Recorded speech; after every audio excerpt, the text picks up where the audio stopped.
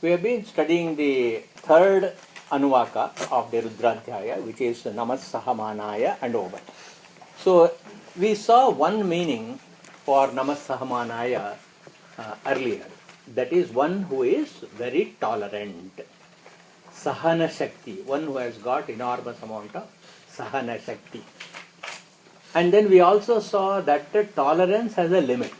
At some point of time, the tolerance breaks.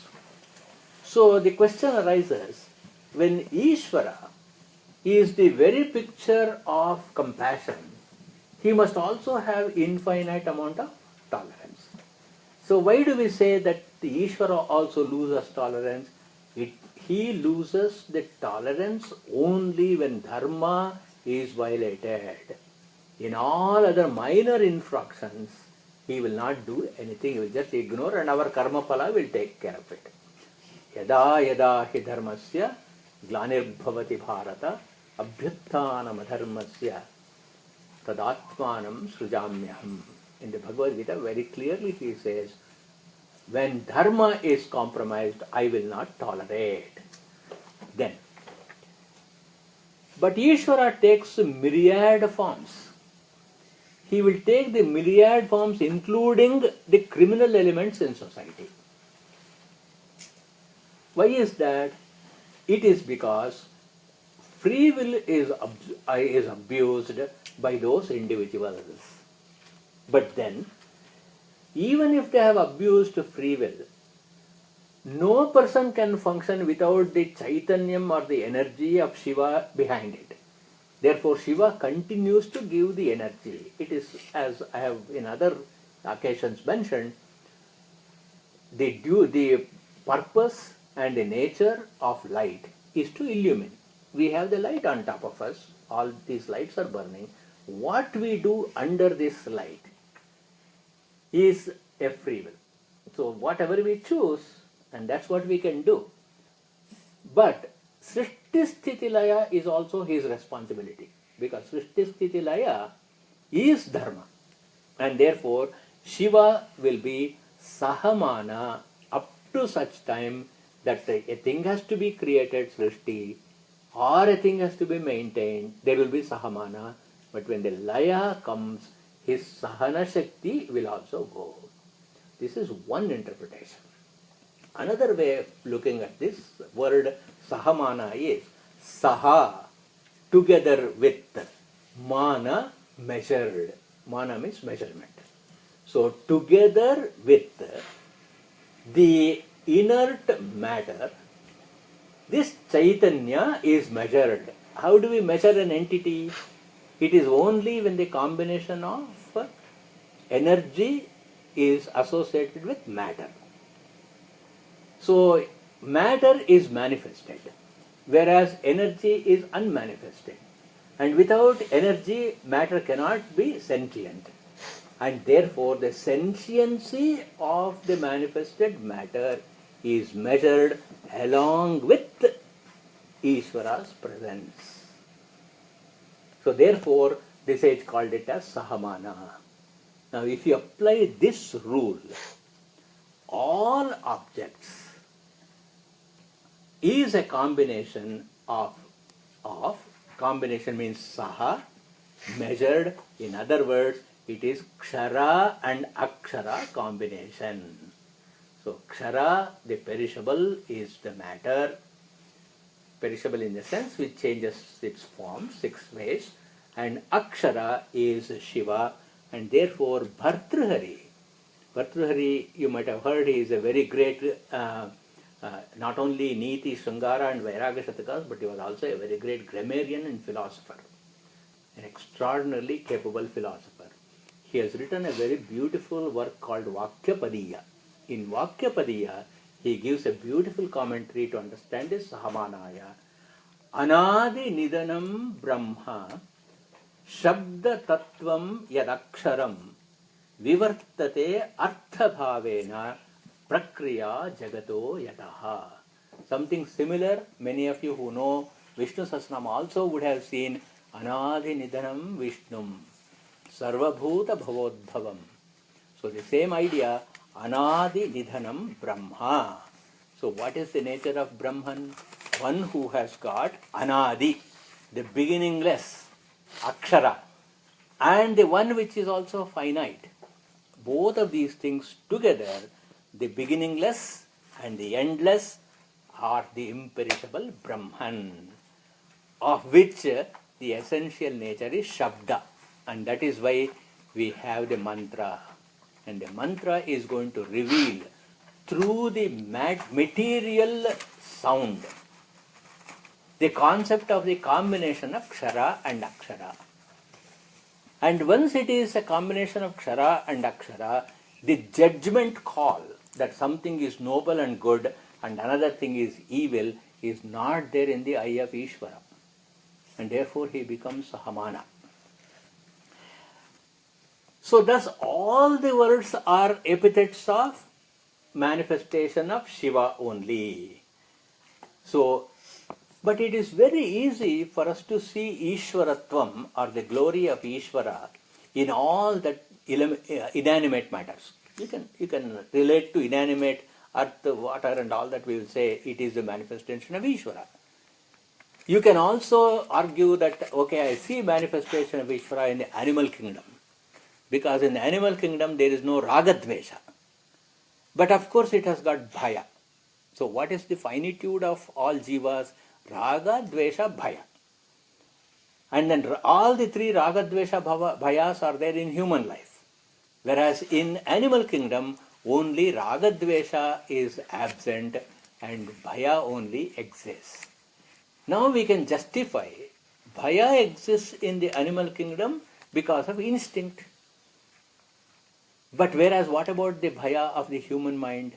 The human mind bhaya is not just instinctual, but it is also avidya or ignorance. And because of avidya or ignorance, we also have ragadveshas. Therefore, it is very difficult to see Ishwaratvam in the human beings other than amidst saints or the very noble rishis. So the third Anuvaka is trying to teach us that you should be able to see Ishvara even in evil entities. That then only you will be experiencing the Sarvatma Bhava. That means you will be experiencing yourself in every manifested entity. But that doesn't mean that we are going to befriend and be in constant company of evil people, because viveka or discrimination, which is a characteristic of an intelligent mind, determines we will not become intolerant of the evil people, but we will avoid them. And of course you will have to discipline the evil people if you are an authority. So how many times we draw conclusions about people about whom we have no responsibility. See, that is why we have got to be very careful when we become judgmental. If we have a responsibility for the conduct of another person, either as a parent or as a boss or something like that, that's a different thing. A precondition exists. Otherwise, third Anuvaka teaches us not to be judgmental about anybody by seeing Ishwaratvam. So, from this Anuvaka, from this mantra onwards, you will see the expression of Ishvara also has an additional word, Vaha. Nama Ishumadhyo Dhanva Vibhyascha Vo Namaha, which was not there until now. So, what is this Vaha? Why this Vaha has come here? This Vaha is from the grammatical word called Tvam.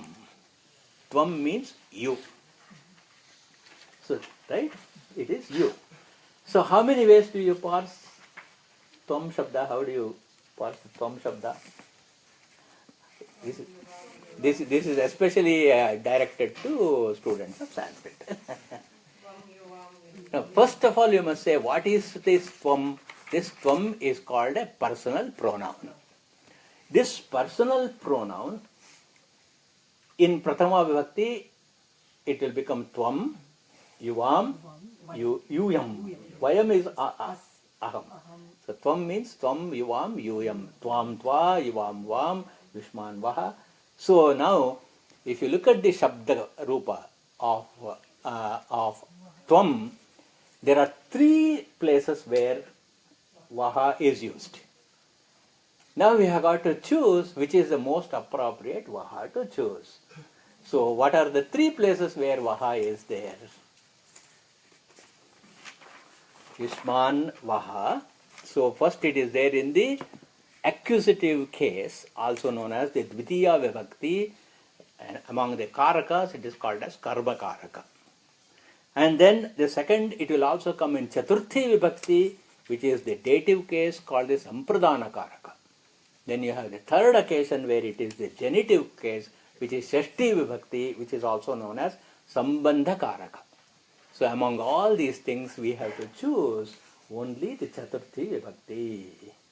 So this entire Vaha Shabda in all of these should be Chaturthi Vibhakti. So anyway, little sidebar for grammar students. So Nama Ishumadbhyo Dhanva Vibhyascha Vo Namaha. From here on it is very straightforward meaning. Ishumadbhya means those who are having arrows. Dhanva Vibhya means those who are having bows. And then Vaha means all these are associated with Shiva. And therefore we add to all these Shivas who are expressing in a number of forms, to them my namaskara. So if you look at the Trishati, the Rudra Trishati, how does it come?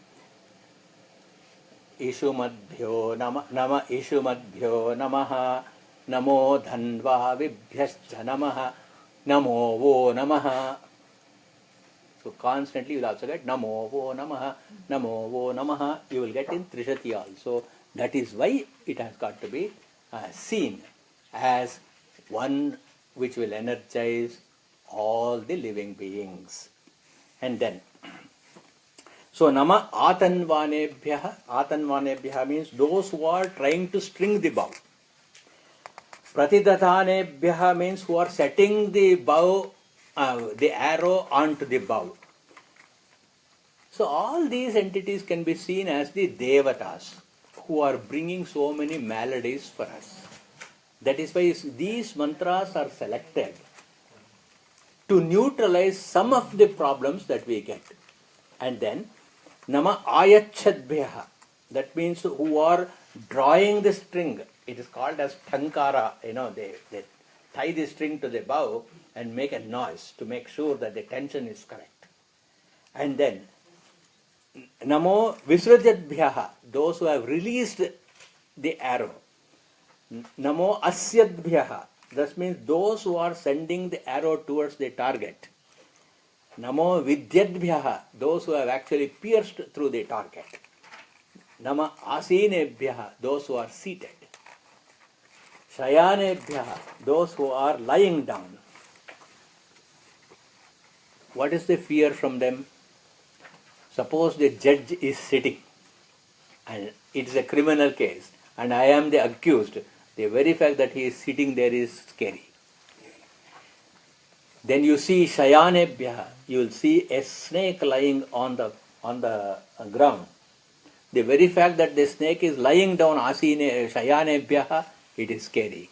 So all these entities are the things which bring us difficulty, bhaya. And then Namastishtadbhyaha, those who are standing. Then Dhavadbhyaha, who are running. Sabhabhyaha, an assembly. Suppose a committee has been formed to investigate what I have done. The very formation of the committee could be scary for me. Nama Sabhapatibhyaha, the kind of person, the Lokayukta who is selected to chair that particular case, could be scary, isn't it? And then Namo Ashvebhyaha, Ashwapatibhyascha, those who are the horses and those who is riding the horse. Here there is a direct reference to Surya, because Surya has got the Saptashva, the 7 horses, and it creates the 7 days. So every single day you see the sun rising, it has to warn us. This is a day in my life which will never come back. So this we also talked about in the study of the Aruna Prashna here and there. So what is the dhvani or the purport in this whole discussion? In this whole discussion, we have to see Shiva can come and neutralize our karmas in different ways. And therefore, even those dangerous things that come in our life are also coming for the purpose of purifying us. And that is how we don't get stressed when difficulties come. When difficulties come, you are take that also as Ishvaranugraha. When comforts come, take that also Ishvaranugraha is the purport of the Sahamana Anuvaka, the third Anuvaka. So we'll continue in the next class with fourth Anuvaka.